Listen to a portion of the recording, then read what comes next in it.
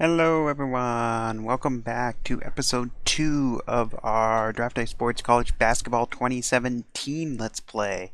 The first episode we went through kind of the making of our coach and kind of a little tutorial in there as we're doing it. Today we're going to look through this sort of home, main, whatever you want to call it, screen, all the little options we have through here, talk about that. And depending on how long that takes, that may just be episode 2 here, so it's going to be more of a tutorial than the first episode. We will get into our strategy, though. That will be one thing. Again, I'll timestamp everything, by the way. But if it is a short episode, we may then go ahead and hit recruiting, but more than likely that will be episode 3 is when we'll really start getting into the meats of playing, and we'll discuss then sort of how the series is going to go. But for now, let's go ahead and start our discussion, or our tutorial, we should say, on what our little options are. So first of all, we have, of course, our home screen here, as you can see. We talked about this and looked at this in the last episode in various different areas. As we said, we can change this if we'd like to. We don't like to. But this is, of course, something that can... This is the philosophies we set originally, and then, like I said, we can change these as we go along. These are emails. This is where you get emails from mostly... you get mostly these, and you'll get reports like when you go on a recruiting visit with a recruit, or visit them, or have them come visit you, I should say.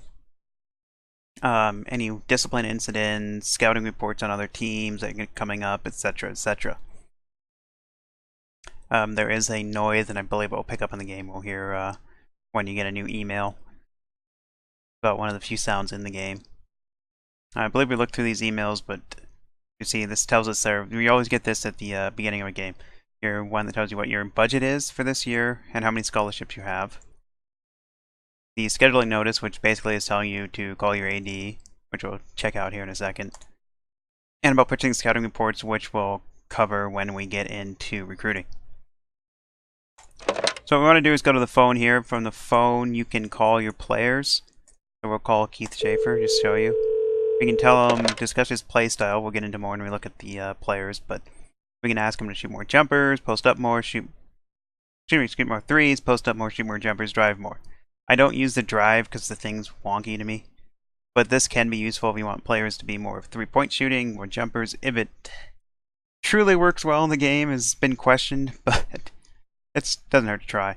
Of course, attitude, when they have issues, we can tell them to stop fighting, not be a dick, or just straight up suspend them because they're being a dick, or starting fights. For academics, this is obviously academics about getting their grades up. Both of these are just different options. I usually will use both of them at the same time. I don't know if it really has a huge effect, but you can also just suspend them for crappy grades if you want to. What we're going to do is end call, though. This, of course, recruits. We'll get into that in recruiting. And then this is the one at the beginning we usually always do, is we want to call our AD. And I believe we have till the scheduling comes out and tell them what we want. We can pick either to have a lot of home softies, which obviously is what it sounds like. We're going to try to get a bunch of really crappy teams in at home. We're going to try to get good teams to play us at home, which being where, what was it, Delaware State? That ain't going to happen. We can go for a balanced schedule, a mix of soft teams at home, good teams at home, hard teams away, good teams away. We can do brutal road schedule, or we can play away, but we'll play some soft teams. If you don't know, in college basketball, there's the RPI. I won't get into it too much, but essentially you do get more value for away wins than you do home wins. That's where playing on the road would make more sense. The game does have a home field advantage built into it, so you generally do play better at home than you do away. And my understanding is that the statistics on that proved out in real life as well. So that's why, if you're wondering, well, why would I ever want to play teams on the road? That would pretty much be why. The higher RPI, the better chance you have of getting into a postseason tournament. When you're playing at bigger schools or mid-major schools, it can be the difference between getting in and not getting in. If you don't win your conference tournament, we'll get into that again as well. For a school like us, it really doesn't affect us because no matter how good we do, we pretty much have to win the MEAC conference tournament or we aren't getting into the NCAA tournament. We could, but very, very, very, very, very unlikely that we're getting it. So what we're going to do is we're going to go ahead and say we want home softies, because that's what I like. I feel like it builds good momentum. We can get some cheap wins, makes us look good, even though we really didn't win against anyone. And that can be beneficial. RPI in this game isn't as strict as I feels like it is in real life. We'll continue down here. The polls, I'm not going to check out right now because there aren't any. Well, actually, there are. Pardon me. This is just the top 25. We have the media, the coaches, and of course our RPI rankings, which go through all 300 some schools, I believe it is. Yeah, 352 schools. And what their current RPI is. Again, polls, if you're, especially when you're starting out, if you're not at a big school, we're not going to have to worry about this for quite a while. The Norton Award is basically the best player in the game for that year. They're due in the preseason, they send out a list of the players who are on the short list for it, and then it whittles down as the year goes on. This is the rest of the awards. We can see national player, national freshman, different league awards. This tells us all the injuries for every team. Bubble Watch we won't hit, but that's for the NCAA tournament to see who's in and who's not, and who's on the bubble of getting in. Commitments, this is all the players that are committed to every team. The media gives us rankings, everything.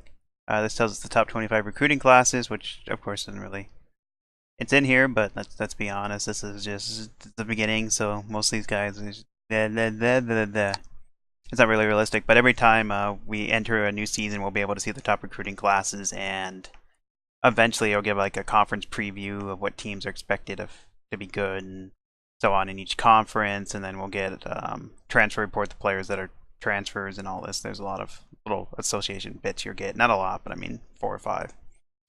And then this just shows us the dates and blah, blah, blah, blah, blah, blah, blah, blah. The events that happen in the game, basically. So normally we'll order recruiting services, which is the day we're on today. Then you'll have the transfer sessions where players can transfer out and try and transfer out of your school, and you can try to bring transfers into your school from programs.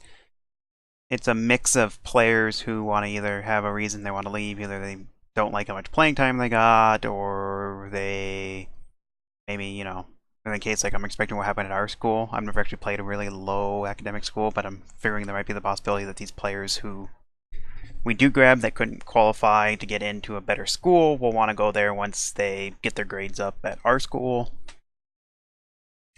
And then there's players who are just who didn't meet their academic eligibility that will sometimes decide they just want to leave.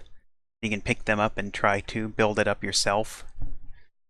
All players in the game have to maintain at least a 2.0 grade point average, I believe, to be allowed to play for that season.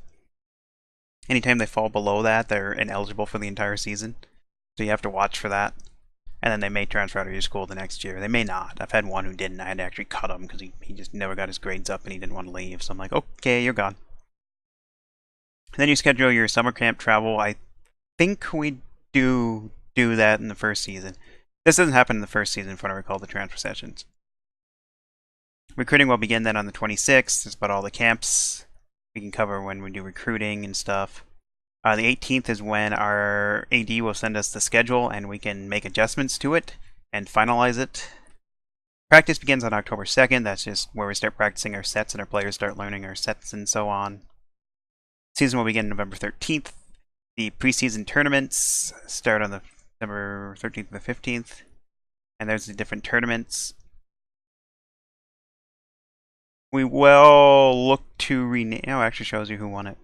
Oh no, it shows you actually last won it. That's cool. I never actually noticed that. I never usually look. That's pretty cool. We'll rename these. I think some of them are most of them are pretty close to what they are.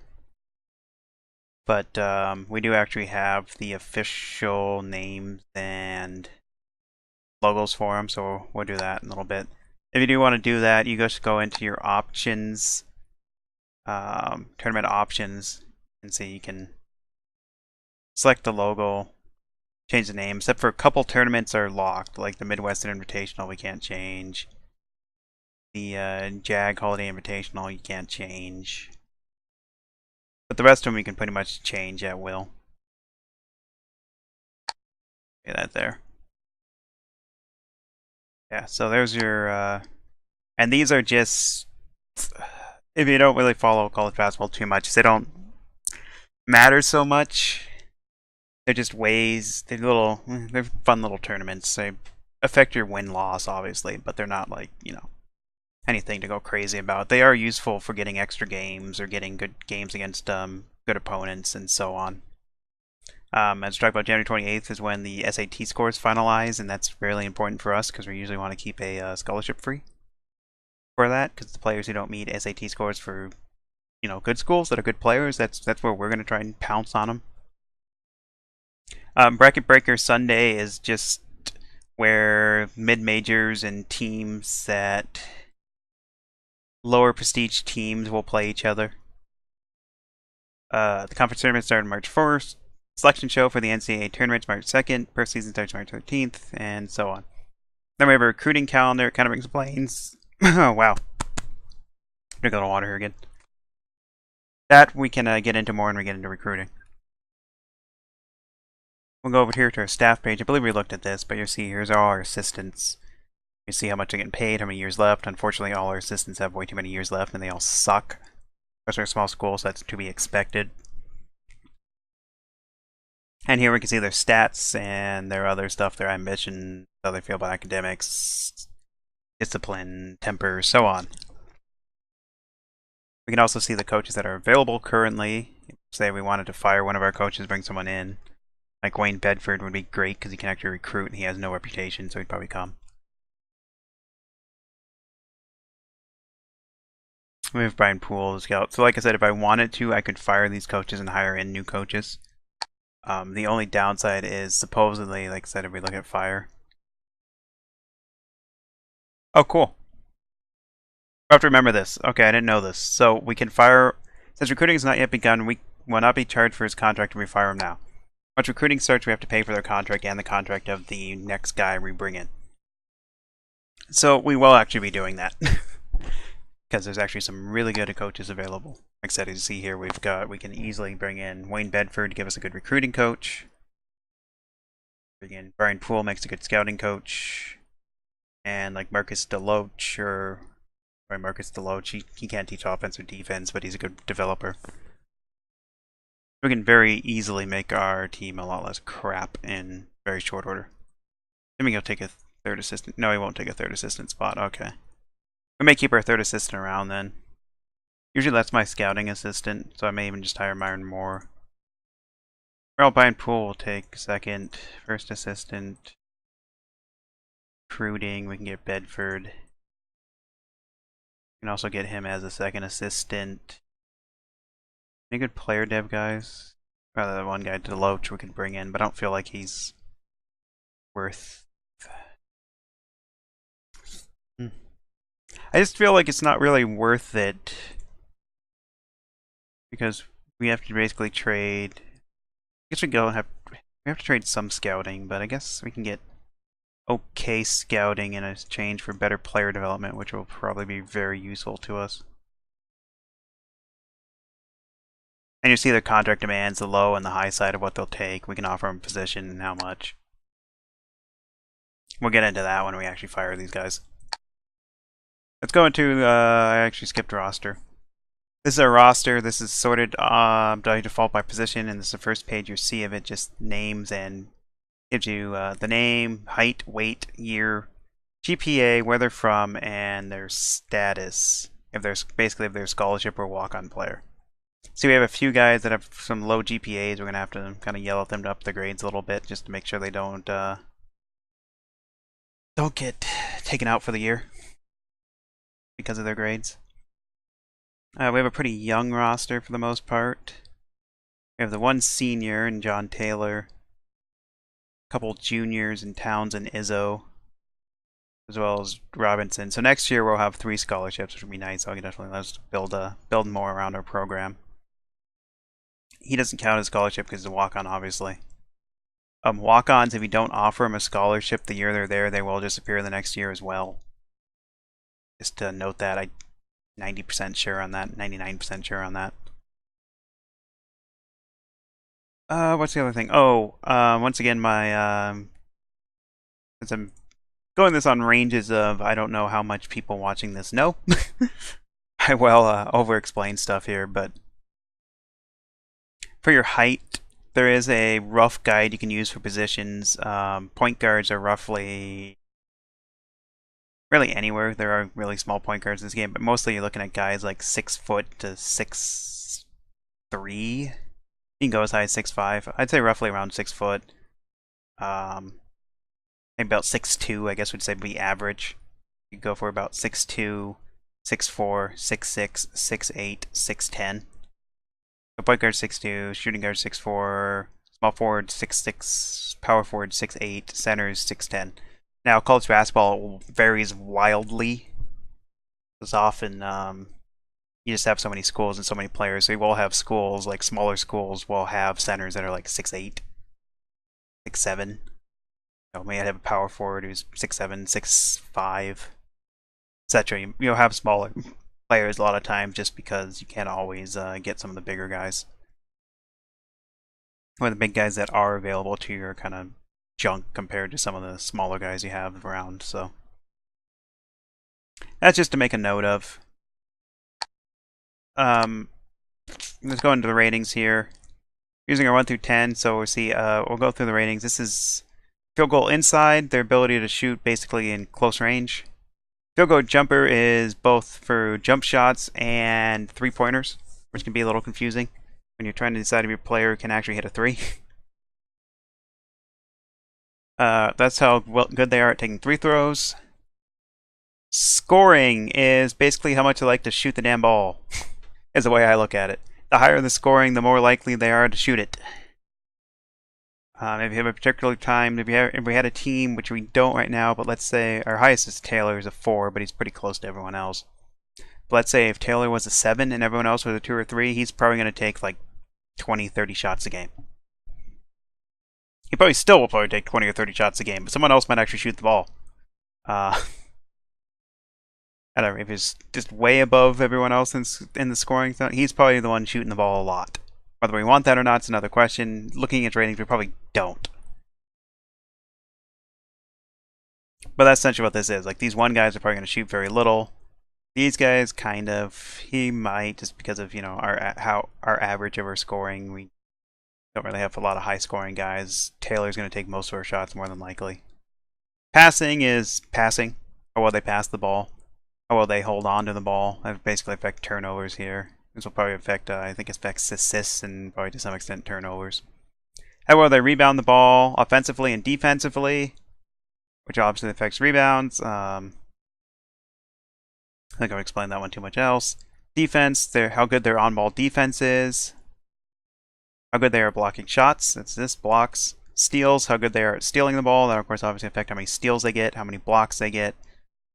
Defense just is how well they defend their opponent, I guess you could pretty much put it.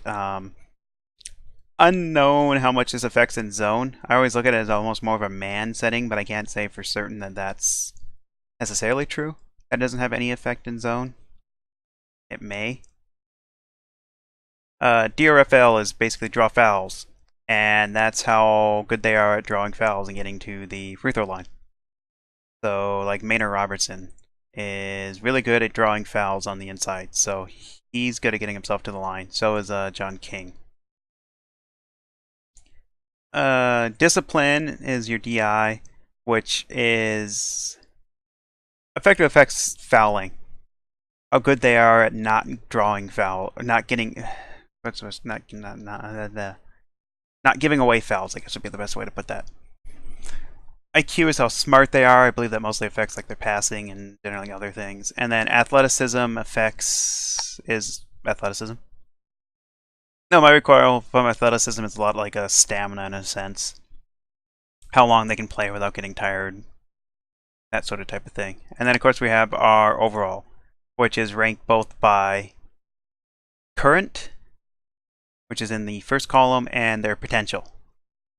Now, of course, remember our scouts are crummy, so this may not be completely accurate, but you'll see for our team right now, John Taylor is our best player at a 3.5. And if so, we take that, let's look at it, essentially what he is. So he's our best player of all. He's not good really at shooting. Decent, above average at the free throw line. He's about an average jump shot, below average at scoring on the inside. He likes to shoot. He's an above average passer. Really bad handles. We don't really want him handling the ball very much. More like, I guess you'd essentially look at him, he'd probably be a good catch and shoot guy, but you don't want him dribbling. He's good on the boards. Not a very good defender. About average at getting blocks. Good at getting steals. Not great at drawing fouls. Not the most disciplined player. Not a great IQ, but pretty good athleticism. And then, of course, we have Todd Macy. Oh, look at this here. John Taylor, he's a 6'7", 202-pound senior from Delaware. At small forward, we have Tom Macy, our next best player, is our shooting guard. He's a sophomore from Wilmington, Delaware. 6 foot, 195. He's a little undersized for a shooting guard. But he has the ability, if we wanted to, we could actually move him and play him at point even. He is terrible at scoring on the inside, but has a good jump. Excellent jumper. Good at the free throw line. Doesn't like to shoot very much, unfortunately, because being able, if he was a high scoring plus that high jumper would be really nice to have. Above average passer, a little below average in his handles. Good rebounder, not a great defender. Good at getting blocks, about average at steals. Really bad at drawing fouls.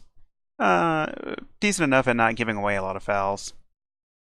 About a little below average on his basketball IQ, but great athleticism. Our third best player at 2.5 with increased potential is John Izzo, the 6'7", 235 power forward from Middleton, Delaware. He's a junior, which means we'll lose him in 2 years. He is more of a stretch 4, pardon me. He plays the 4, not the 5. You could almost make him a small forward if you wanted to.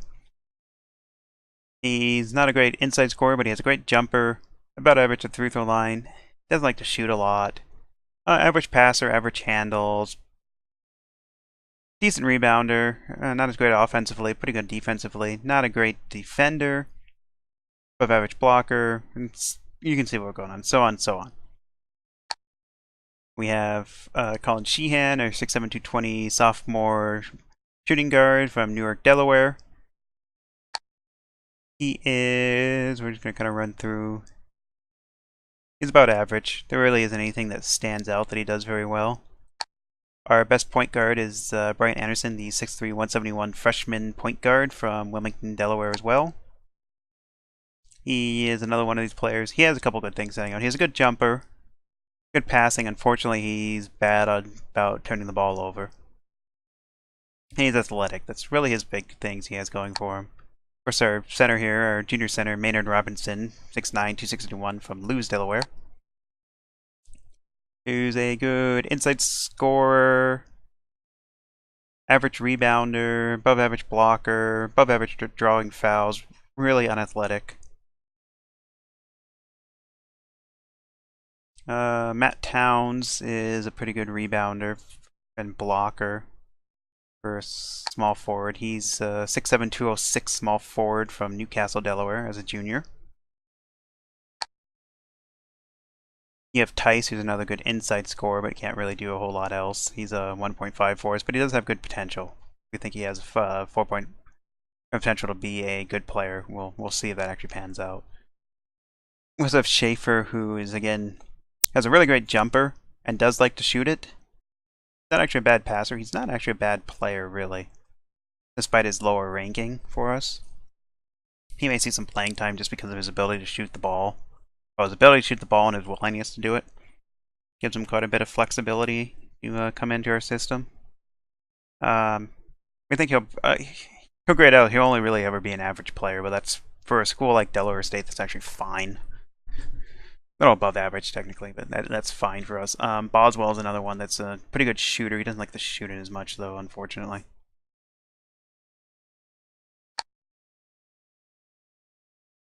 He's a freshman though. He's that little mini me. Well, that's the only I like having small point guards sometimes just because it's fun, but it's also not a best thing ever.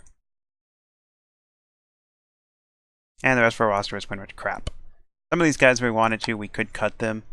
What would happen if we did that is we would take, if they're not like the walk-ons, we can cut with impunity. They won't do anything. But if I say, oh, let's cut John King, for example, you see there, on scholarship, it may cause a prestige hit to our school.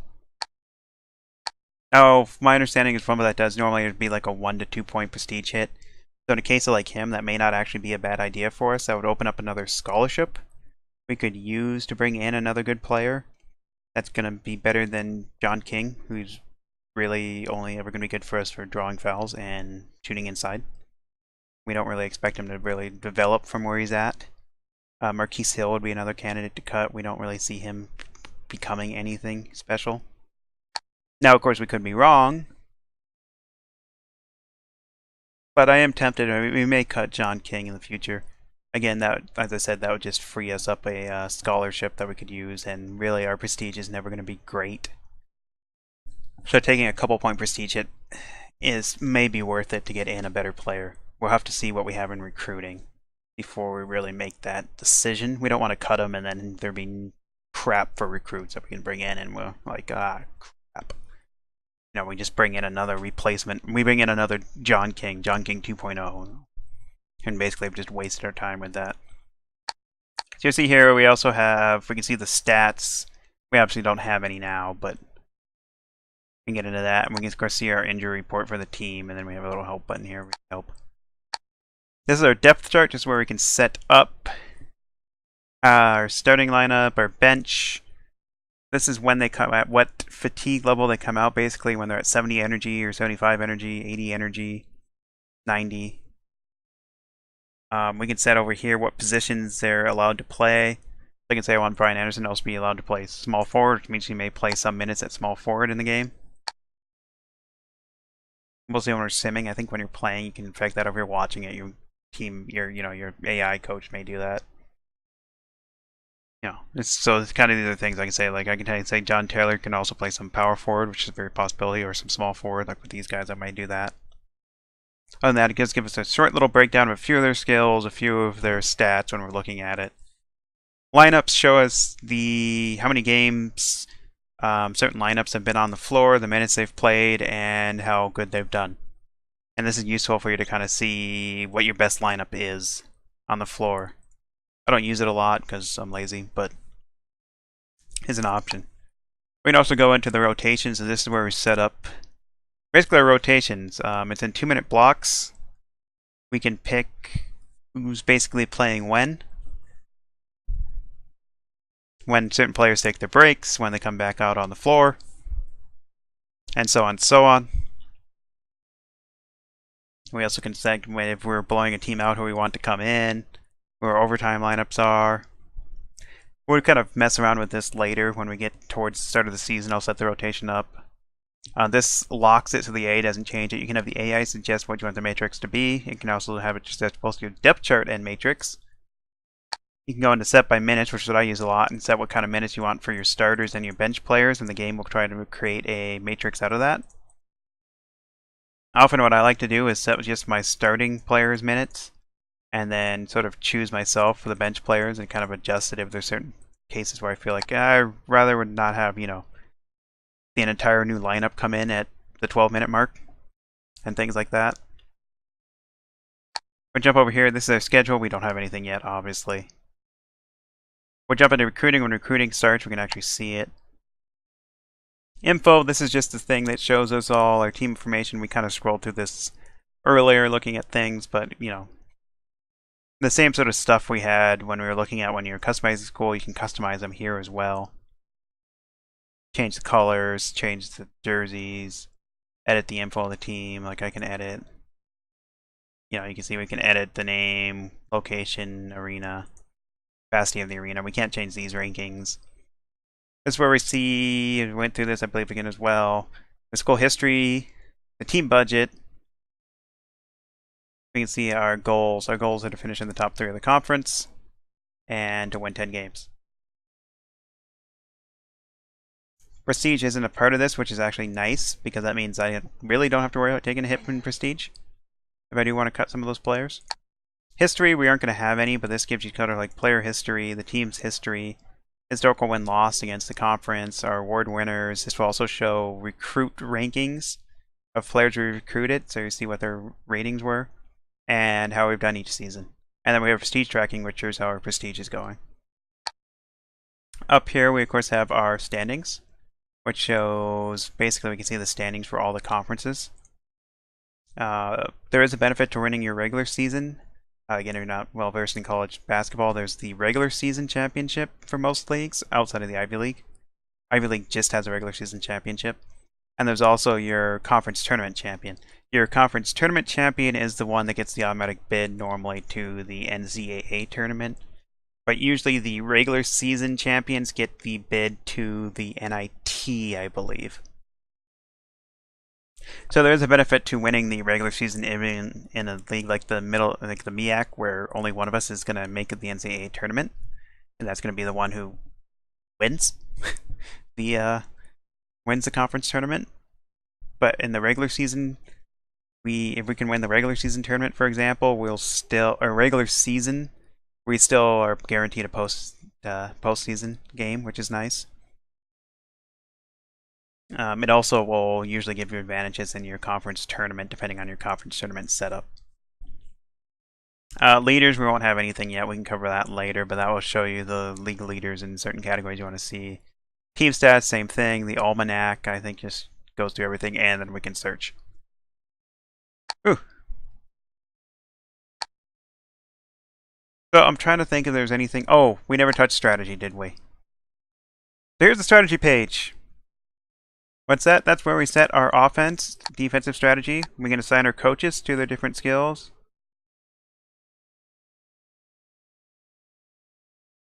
And we can set up our practice plan. When practice starts, what we want to spend our practice time on. We'll go ahead and set up our system now. I'm going to zero out everything. This goes through offensive sets have to equal 100. We don't set usage number for zone attack. We do those when we're playing against those zones, but we do want to generally practice them for that reason. And of course, you see over here, we also have offensive settings then. Our focus, we can focus to either heavily on inside scoring, to favor inside scoring, a balanced approach, to favor outside scoring, or basically the live and die by the 3 method. We're going to go favor inside. We don't hate outside shots, but we definitely, like I said, we want to play through our bigs and play more through the post. So we're going to favor our inside shooting. We want those guys to basically dominate. Over here, as you see, we have offensive set percent and tradition set, and as the game will say here, we'll read this.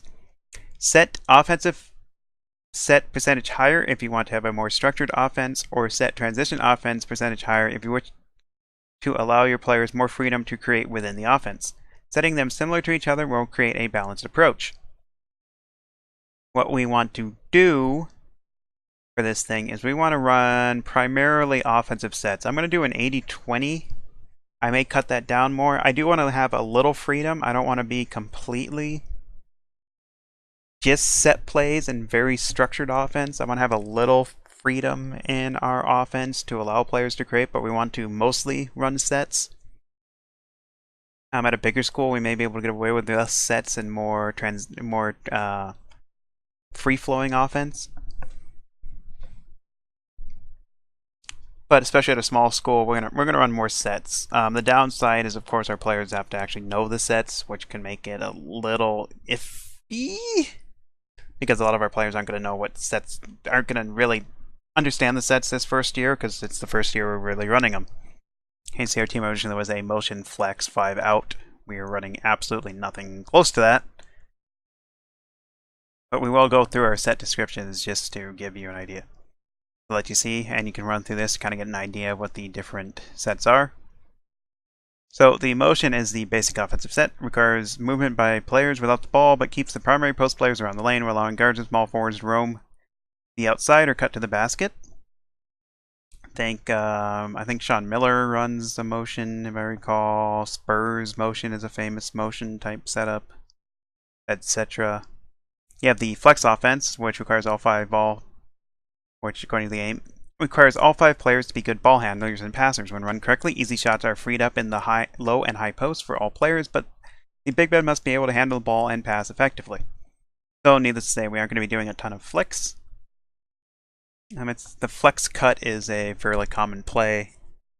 There's a couple other things in flex, but we're not going to run a lot of flex just because, again, the big men must be able to handle the ball and pass effectively.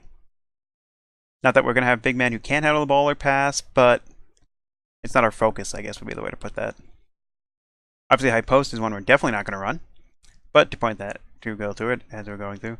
The high post offense draws opposing big men away from the basket while attempting to allow swingmen the opportunity to post up, but the downside is your big players will be out of position for offensive rebounds. But we're not running it. UCLA high post is the famous high post offense. There's the shuffle, continuous movement offense that really attempts to push the ball into low and high post through a series of quick cut, passes, and ball reversals. Works best with guards who are comfortable in the post.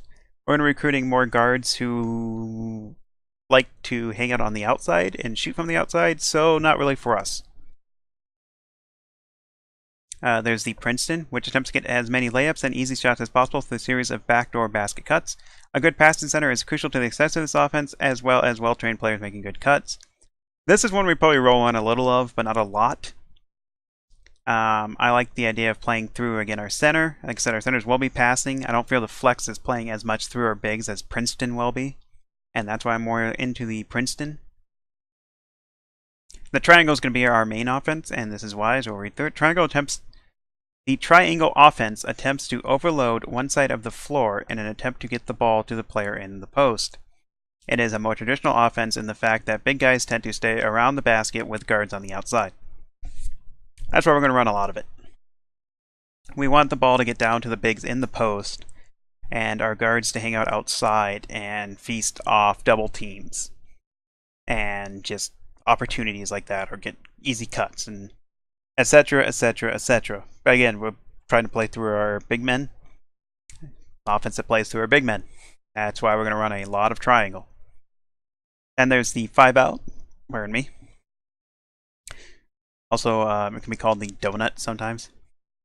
But the 5-out offense is designed for teams with good perimeter players at all positions. Much of the time, the ball is behind the arc, allowing for many outside shot attempts, with the downside being very few offensive rebound chances. I want to say Wisconsin ran a lot of this at one point. Don't quote me on that, but yeah, you can actually look it up. It's sort of like, it's been called the donut sometimes, from what I recall. But yeah, you basically have a bunch of guys on the outside, and you're shooting threes and trying to slash and spread the defense out and play the lane. Then we have our zone attacks, of course. So we're going to go ahead and set up. We're going to run triangle. I'm thinking we're going to run about 70% triangle, 20% motion, and 10% Princeton. We're going to run a triangle motion with a bit of Princeton, basically.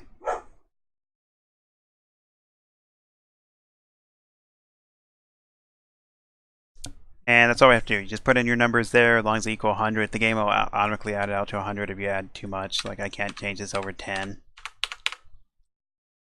So you don't have to worry about that. But it will just, once it's at 100, that's all you got to do. You don't have to hit enter. You don't have to hit anything. You just type them in. There you go. We'll go into our defensive settings. And originally the team played about 83 man, 17% 3-2 zone. We aren't going to actually do that. We're all run through our defensive set descriptions. Half-court man is basic man-to-man defense. Requires players with strong one-on-one defensive skills to defend the ball as well as offer help on drives. The 2-3 zone, also called a 2-1-2, is basically, I won't read the whole thing because we read the other ones, but basically we're focusing on defending the paint, and it will help us with defensive rebounding, but gives up open shots at the wing, point, and high posts. And that's why a lot of 2-3 zone teams will have taller players playing for them to close out on the wings or on the point, and then usually the high post is where it's the soft point. They always give you the high post and just hope you can't take advantage of it. Yeah, generally 2-3 zone teams will generally employ the outer the outer players of the 3 in the 2-3, and even the 2 perimeter guys will be longer arm. Phrase it properly. They'll be usually guys who are either taller or have long wingspans, or a combination of both, so that they can close out easier and be more of a presence. We have the 1-3-1, which defends outside shooters at the point and wings, but allows the offense to attack from the corners and low posts. The 1-2-2, which defends teams that shoot well from the outside, does allow more opportunities to score from the high post and corners. And then the 3-2 zone, which is the 1-2-2, but with less pressure at the ball, less pressure on the ball at the top of the key, opting instead to take away the high post area. And then we have our pressure sets, the full court man-to-man,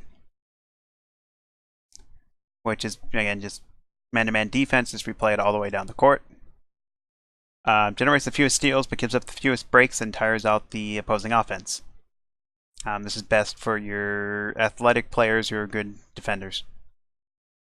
The diamond press, the 1-2-1-1, tries to trap the inbound pass to get a steal close to the basket, but you risk giving up easy baskets if the team's good at passing and can pass out of it.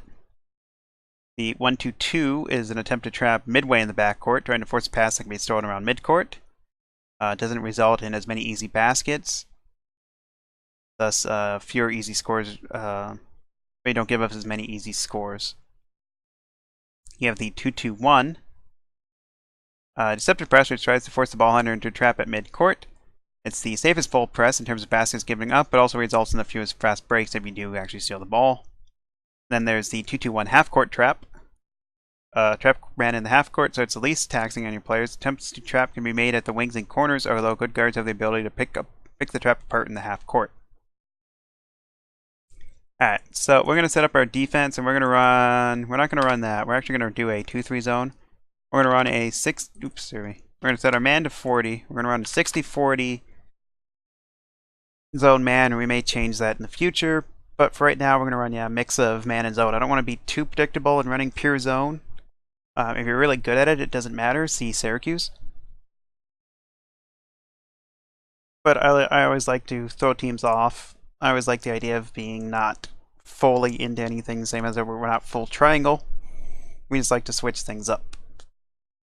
Alright, coach assignments. We're actually going to, of course, not have all these guys. A lot of these guys are getting fired, but for right now, we're going to go through and likely have what do I want to do? He's the only one who's actually any good at scouting.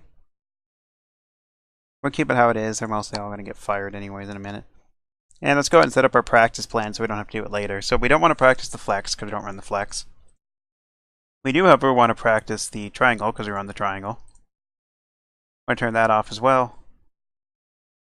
We'll practice about 20% man, 20% on that. Do about 10% on the Princeton, and we'll practice 15% on our motion. So we're going to practice the triangle. Our practice time, 20% triangle, 10% of what we spend on we'll spend 20% of our time practicing our triangle sets, 20% of the time practicing our defense, another 20% practicing our zone defense, 15% practicing our motion, and 10% practicing the Princeton. This we do have to hit save changes. But with that, then it's all set. So there you go. So before we hit recruiting, we're going to recap not really what we talked about for tutorial parts, but just kind of what our goal is here. We have established that our offense, we're going to run a triangle motion offense with a bit of Princeton mixed in. We're going to favor inside scoring, look to run primarily offensive stats, but we will have a bit of freedom in the basket. Defensively, we're going to run a mix of 2-3 zone and straight man-to-man. And that's really about it. That's pretty simple. But there you go. That is going to be the start of Beneath the Trees and how we're going to establish this team's identity.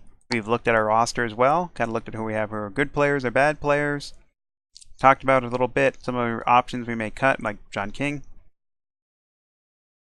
We'll get more in depth when we do we'll see more how the team's going to be built out, and I'll explain why when we get into setting up our depth charts and stuff for this. But because ratings will change a little bit as you continue on from this time to when you get into starting the season, flip around. So, I've seen some significant changes actually, believe it or not. So we'll cover more of that when we get into that point. But for now, we will leave it here. I will probably fire those staff. We'll get back. We'll look at that in the next episode. I shall leave it here. We'll go ahead and save our changes. And we'll come back next episode where we'll get into recruiting. Well, yeah, we'll get into recruiting, pretty much. We will probably change our staff, or I may just do that off camera. But other than that, we're going to talk about buying reports, get into recruiting. Talk about what our plans are for recruiting in this save. What we're kind of looking for. We've kind of gotten into it a little bit in the different episodes, but we'll kind of have more dedicated to that. And we'll go from there. That will probably be the episode where we talk about our plans for the series as well, when we're going to... Basically when the episodes are going to be. Not so much in real life time, but in game time, like at what points I'm going to stop and kind of come back and cover what's happened and that sort of stuff. I'm not just going to straight run through, because I'm going to spend a lot of the game simming, and that's not going to be interesting unless you just like hearing me talk, and you probably really don't just like hearing me talk. So we'll have certain set points at which we'll come and check and see what's going on and look over everything and so on. We will play the first game of the season when that comes up, just to show you what the game looks, what the in-game options are and what they look like. Obviously, I'm not as well versed in those because I don't normally play, but we'll take a look at it just to show you sort of, as I said, this is kind of early on. This first season is kind of a bit of a showing you the game / tutorial type thing. Maybe have any questions, obviously, or you want me to look at something else, or you're wondering, oh, you kind of were quick on that, you kind of skipped over that. Why? What's really what that's about? Obviously, do leave a comment and let me know, and I can cover it next episode. Or if it's something I can answer in the comments, I can just straight answer it in the comments, and I may cover it next episode, anyways. But yeah, that's otherwise that's all for now for this second episode of what we're calling Beneath the Trees.